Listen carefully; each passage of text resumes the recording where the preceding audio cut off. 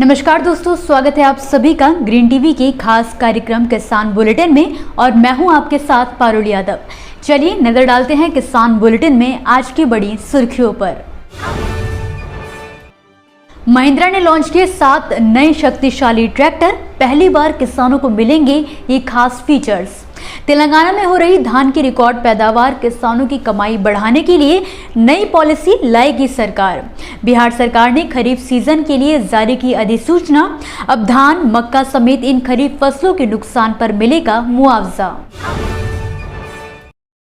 Mahindra and Mahindra limited ने बीते दिन यानी कि 15 अगस्त को स्वतंत्रता दिवस के खास मौके पर साउथ अफ्रीका के केप टाउन में महिंद्रा ओजा की 7 ट्रैक्टरों की एक खास सीरीज को लॉन्च किया है। जैसा कि हम सभी जानते हैं कि ट्रैक्टर के क्षेत्र में महिंद्रा ने देशी नहीं बल्कि विदेशों में भी कई बड़े और बेहतर मॉडल उतारे हैं। इसी कड़ी में कंपनी ने अपने डिवीजन महिंद्रा राइस के तहत एक साथ ट्रैक्टर के 7 मॉडल को लॉन्च किया है। इन 7 ट्रैक्टरों की सीरीज को कंपनी ने ओजा का नाम दिया है। आपको बता दें कि ओजा महिंद्रा का ब्रांड नेम है, जिसके तहत ट्रैक्टर के नए मॉडल लॉन्च किए गए हैं। वहीं ओजा नाम का मतलब बताते हुए महिंद्रा एंड महिंद्रा ने कहा है कि ये नाम संस्कृत शब्द ओजस से लिया गया है, जो ऊर्जा, मजबूती और जीवन शक्ति को दर्शाता है। बात करें इन ट्रैक्टरों की खासियत के बारे में तो सबसे खास बात यह है कि सभी ट्रैक्टर कॉम्पैक्ट साइज में होंगे, इसीलिए तेल की खपत कम होगी, वहीं किसानों के पैसे भी बचेंगे, जबकि साइज छोटा होने से उसे हैंडल करना काफी आसान होगा। और इतना ही नहीं, बेहतर सुविधाओं के साथ ये ट्रैक्टर काफी कम कीमत में किसानों को उपलब्ध होगा। ओजा के इन सभी ट्रैक्टरों में कई ऐसी विशेषताएं हैं जो इन्हें बाकी सामान्य ट्रैक्टरों से बिल्कुल अलग बनाती हैं। इसमें AI समेत लाइव लोकेशन और जियो फेंसिंग के अलावा आपातकालीन स्थिति में सूचना अलर्ट करने जैसे कई फीचर्स हैं। वहीं ये पूरी तरह से लाइट वेट 4 व्हीलर ट्रैक्टर्स हैं, जिसे जापान की company Mitsubishi Mahindra agriculture machinery के साथ मिलकर बनाया गया है।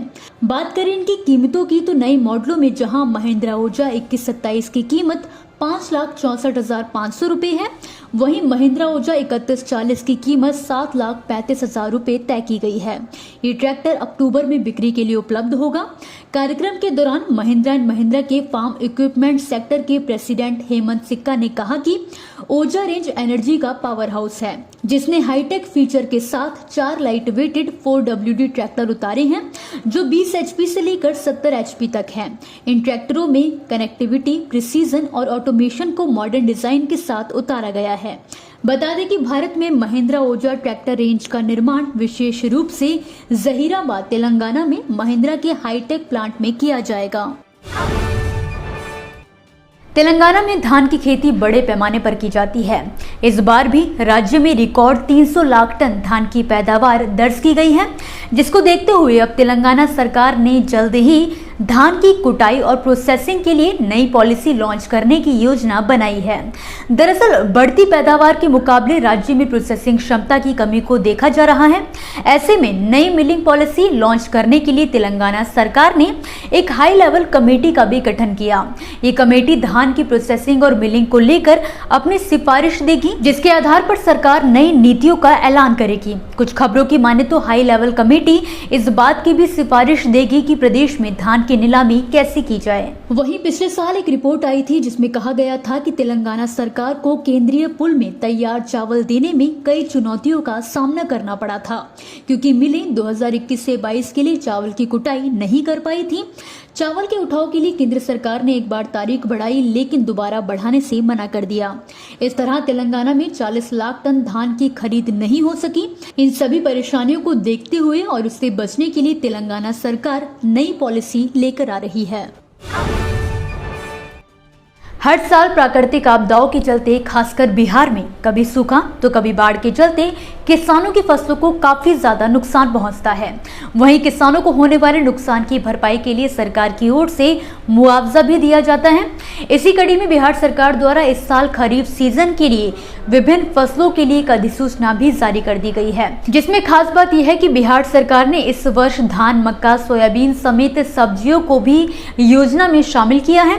इसके लिए अलग अलग जिलों के लिए अलग अलग फसलों का चयन किया गया है, जिसके अनुसार अधिसूचित फसलों के बर्बाद होने पर सरकार किसानों को मुआवजा देगी।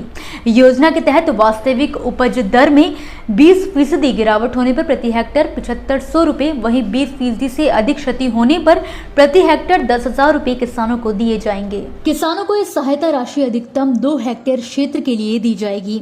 योजना के अंतर्गत अगहनी धान और भदई मक्का राज्य के सभी जिलों के सभी 534 प्रखंडों के लिए अधिसूचित किए गए हैं, जबकि आलू, बैंगन, गोभी, टमाटर और सोयाबीन को अलग अलग जिलों की जिला स्तरीय फसल के रूप में अधिसूचित किया गया है।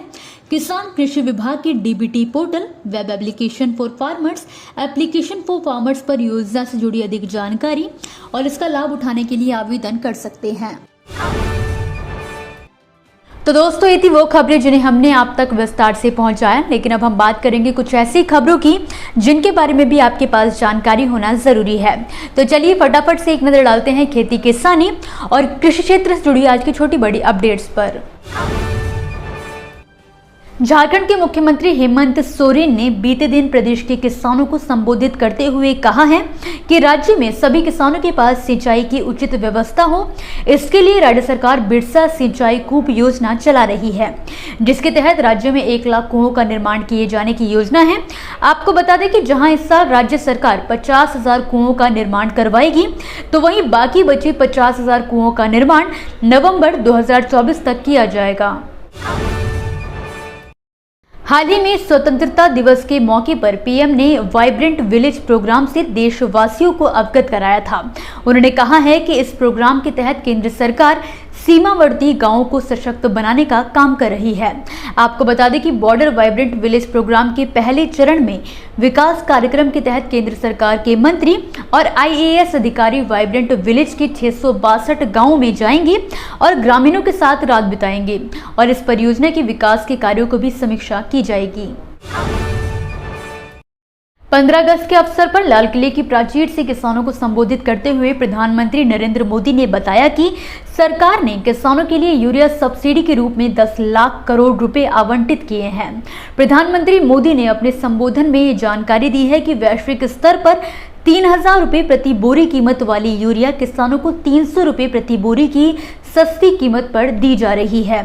सरकार ने यूरिया सब्सिडी के रूप में 10 लाख करोड़ रुपए आवंटित किए हैं। राजस्थान के झालावाड़ में भारतीय किसान संघ ने ग्रामीण इलाकों में अधिक से अधिक किसानों को जोड़ने के लिए 15 अगस्त से 15 सितंबर तक एक खास सदस्यता अभियान शुरू किया है। इस अभियान के तहत 1.5 लाख नए सदस्य बनाए जाने का लक्ष्य रखा गया है। संघ के जिला प्रचार प्रमुख ने बताया कि प्रत्येक 3 वर्ष में संगठन को मजबूत करने के लिए सदस्यता अभियान चलाया जाता है। बिहार के सहरसा जिले में बैजनाथपुर इलाके में एक महिला किसान सुनीता देवी ने अपने खेत में विशाल नींबू उगाकर सभी को हैरान कर दिया। लगभग 1 किलो के आकार का ये नींबू काफी भारी भरकम है। इस खेत में नींबू के अलावा अलग अलग तरह की सब्जियों की भी खेती की जा रही है। दरअसल आमतौर पर नींबू इतना बड़ा नहीं होता, जिसके चलते ही सुनीता देवी के खेत में उगे इस भारी भरकम नींबू की खूब चर्चा हो रही है। तो दोस्तों, आज के किसान बुलेटिन की बड़ी खबरों में फिलहाल के लिए बस इतना ही। आप मुझे दीजिए इजाजत और देखते रहिए ग्रीन टीवी। नमस्कार। देखिए ग्रीन टीवी यूट्यूब पर भी, बस सब्सक्राइब करें और बेल आइकन दबाएं।